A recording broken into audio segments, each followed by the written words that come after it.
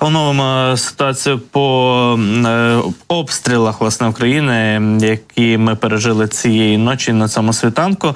Є у нас оновлена інформація, зокрема, з Дніпропетровської області. Там, на превеликий жаль, було обстріляно Нікополь росіянами. І от обласна військова адміністрація Дніпропетровської області вже сьогодні зранку повідомила про те, що внаслідок цього обстрілу, кадри якого ми бачимо зараз на екрані, загинуло 2 людей і ще 2 постраждало. Це мешканці Нікополя. Жертвами росіян, російського терористичного обстрілу стали 62-річний чоловік і 65-річна жінка. Бачимо, наскільки поруйновані помешкання людей.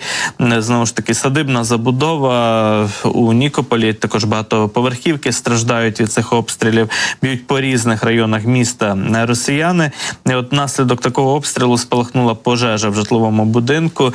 Ще 2 людей постраждало, отримали певні поранення від російських цих ударів по місту Нікополю. І от, на жаль, 2 загиблих.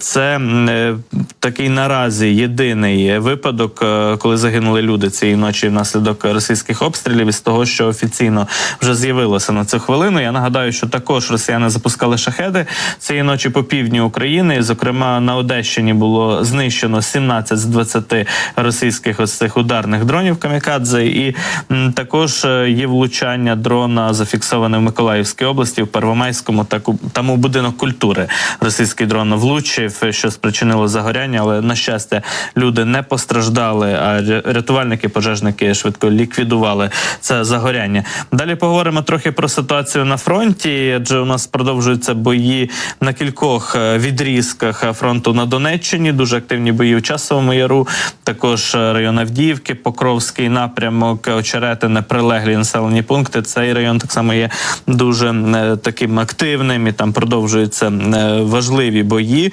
для української оборони на Донеччині. Ну і також південніше Авдіївки, це район вже Мар'їнки, ворог проривається там у місто Білогорівка. Про це вчора повідомив речник оперативно-стратегічного групування військ Хортиця Назарій Волошин.